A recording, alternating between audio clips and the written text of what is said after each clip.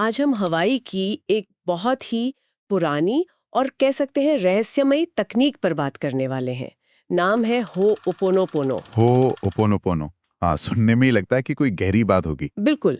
और इसका मतलब बहुत सीधा साधा है, चीजों को ठीक करना। ये क्षमा और हीलिंग से जुड़ी एक प्रैक्टिस है। और ये एक ऐसा टॉपिक है जहाँ पुरानी मान्यताएं, कुछ बहुत ही अविश्वसनीय कहानियों और यहाँ तक कि आधुनिक विज्ञान सब एक जगह आकर मिलते हैं। हाँ, और इसी को समझने के लिए हमारे पास कुछ बहुत दिलचस्प स्रोत भी हैं।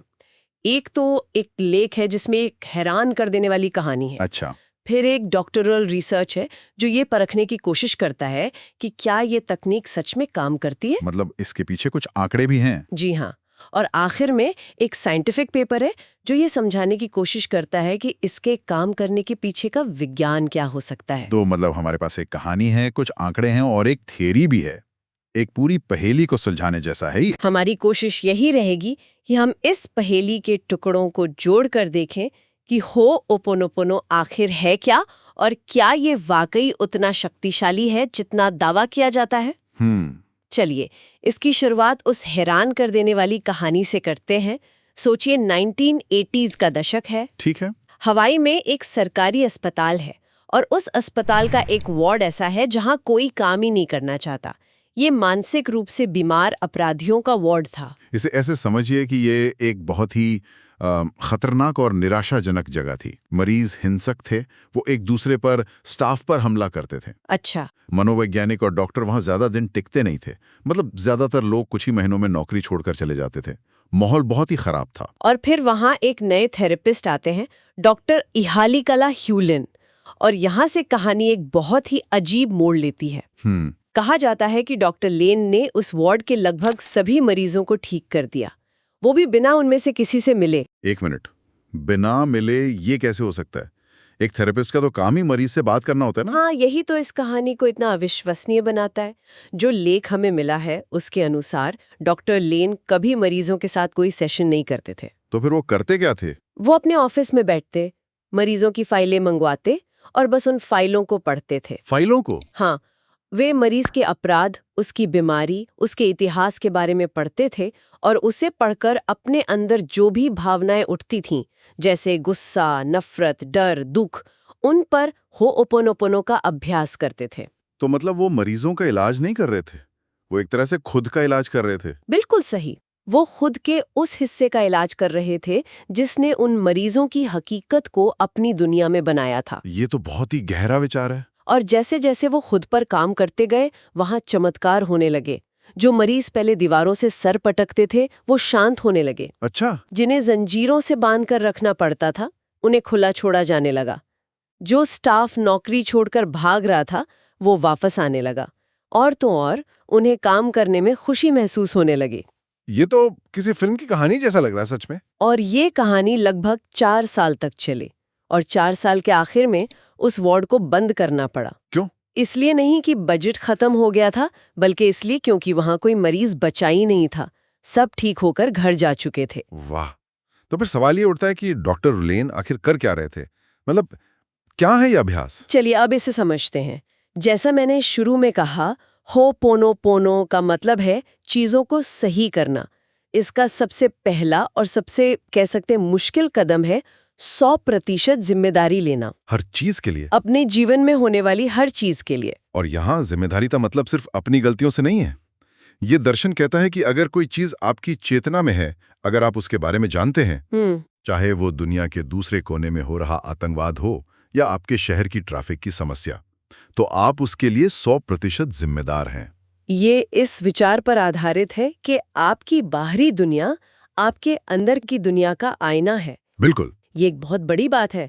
इसका मतलब तो ये हुआ कि डॉक्टर लेन उन अपराधियों के कामों के लिए खुद को जिम्मेदार मान रहे थे। हाँ, यही तो इसका सार है। तो जिम्मेदारी लेने के बाद दूसरा कदम है 4 छोटे वाक्यों को दोहराना।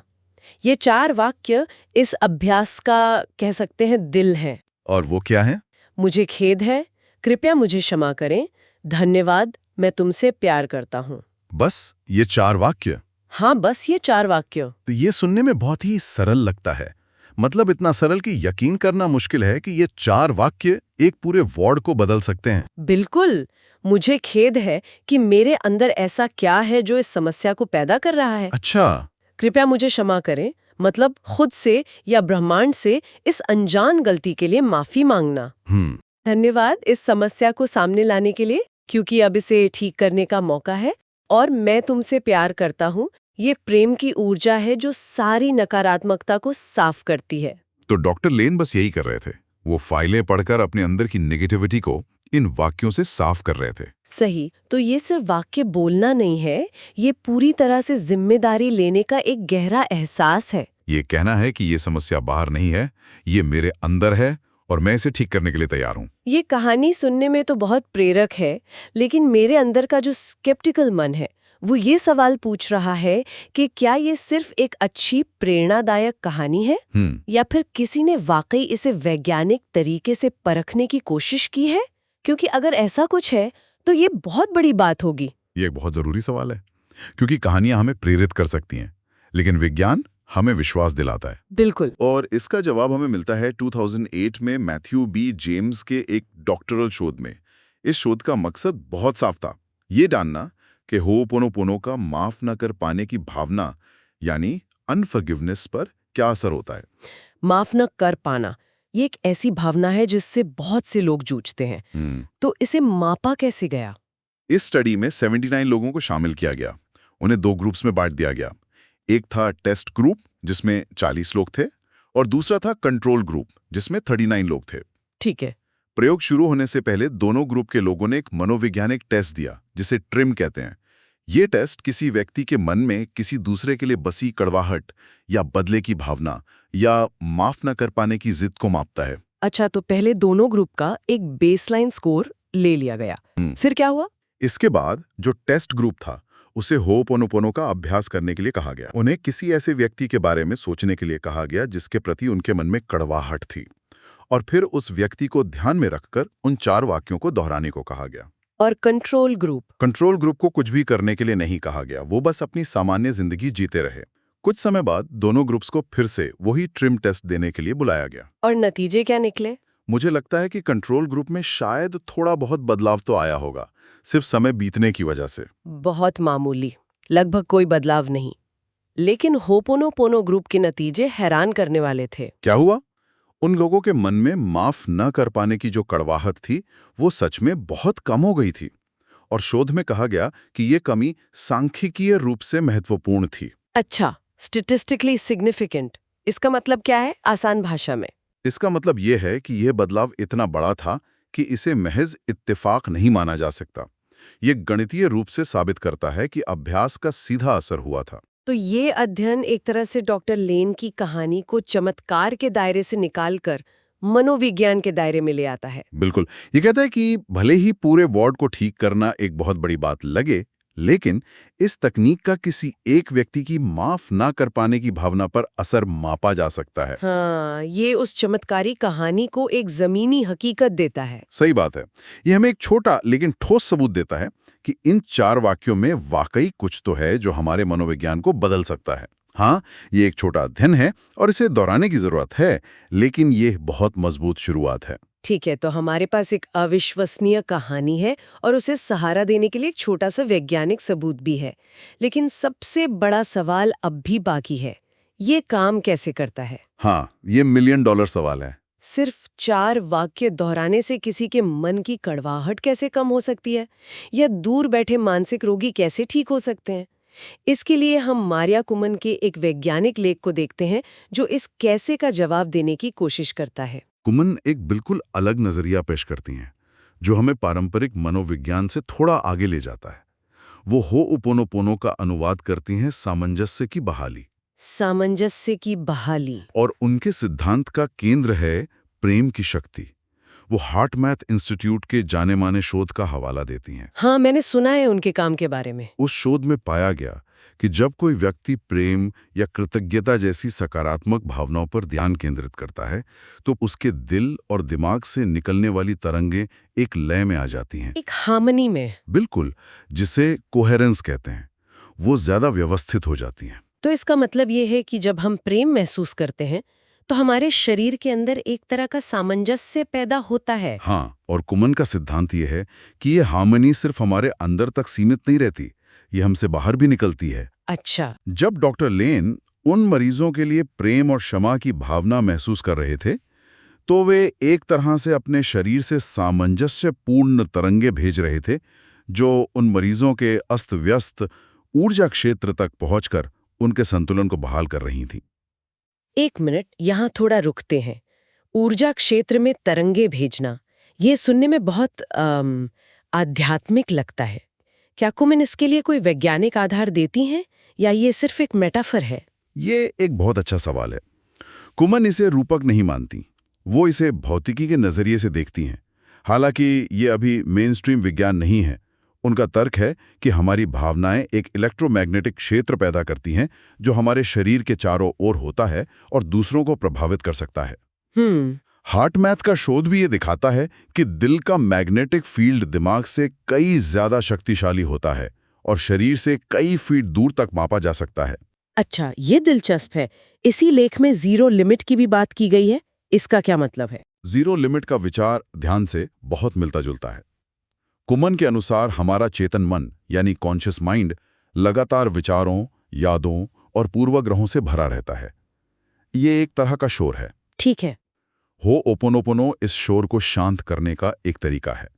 जब हम इन 4 वाक्यों को दोहराते हैं तो हम अपने चेतन मन को एक काम में लगा देते हैं, जिससे वो शांत हो जाता है और हम जीरो लिमिट की स्थिति में पहुंच जाते हैं, यानी विचारों से खाली। तो ये एक तरह से मानसिक शोर को बंद करके अपने ऑपरेटिंग सिस्टम के डीप लेवल तक पहुंचने जैसा है। सही कहा। और यहाँ कुमन एक बहुत बड़ा दावा करते हैं जो हमें पारंपरिक मनोविज्ञान से निकालकर क्वांटम फिजिक्स के स्पेक्युलेटिव दायरे में ले जाता है। अच्छा। वो कहती हैं कि हमारे अवचेतन मन यानी सबकॉन्शियस माइंड को एक सुपर कंप्यूटर की तरह सोचें। लेकिन ये सामान्य कंप्यूटर नहीं, बल्कि एक क्वांटम कंप्यूटर है। क्वांटम कंप्यूटर, ये तो विज्ञान कथा जैसा लग रहा है। इसका क्या मतलब हुआ? इसका मतलब ये कि ये सिर्फ हाँ या नहीं में नहीं सोचता, बल्कि एक ही समय में अनगिनत संभावनाओं को प्रोसेस कर सकता है और हमारी वास्तविकता को प्रभावित कर सकता है।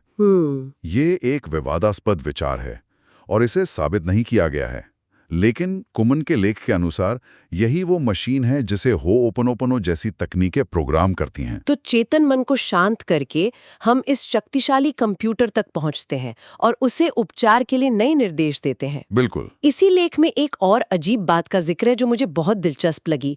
डॉक्टर ह्यून लेन ने एक बार कहा था कि उन्हें लेक्चर देने से पहले हॉल को साफ करना है। हाँ। उनके जो सह लेखक थे उन्हें ये बात समझ नहीं आई कि एक साफ सुथरे कमरे को और क्या साफ करने की जरूरत है। इसका क्या मतलब था? कुमन इसे फैंटम इफेक्ट से समझाती हैं।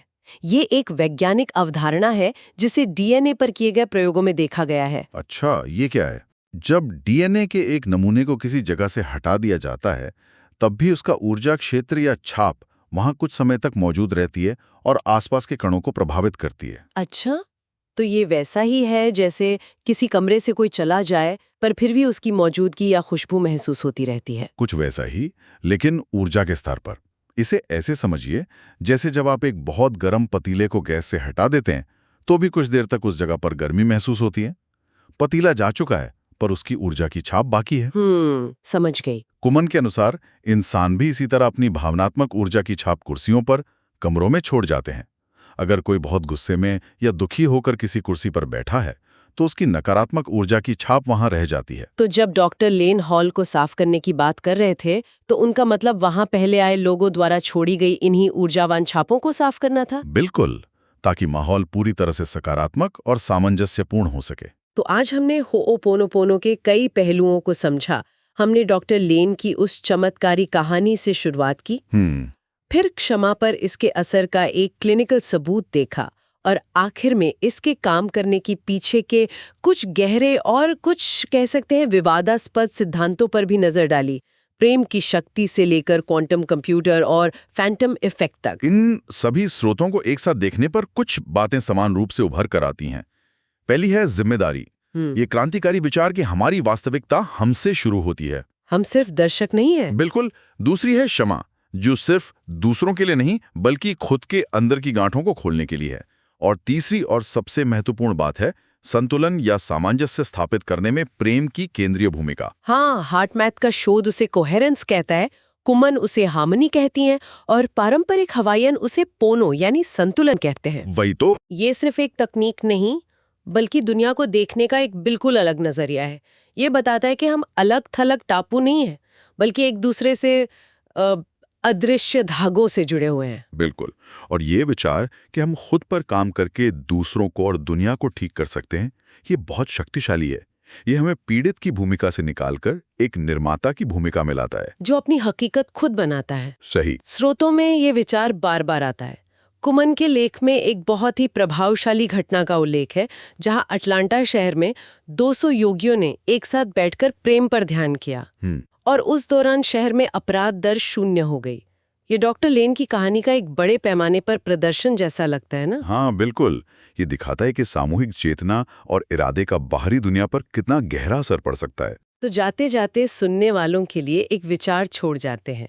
अगर हमारी आंतरिक स्थिति हमारे बाहर सामंजस्य पैदा कर सकती है, अगर हमारी भावनाएं और विचार सिर्फ हमारे भीतर ही नहीं बल्कि बाहर की दुनिया को भी प्रभावित करते हैं, तो हमारे आसपास के माहौल, हमारे परिवार, हमारे कार्यस्थल और हमारे समाज की स्थिति के लिए हमारी क्या जिम्मेदारी बनती है।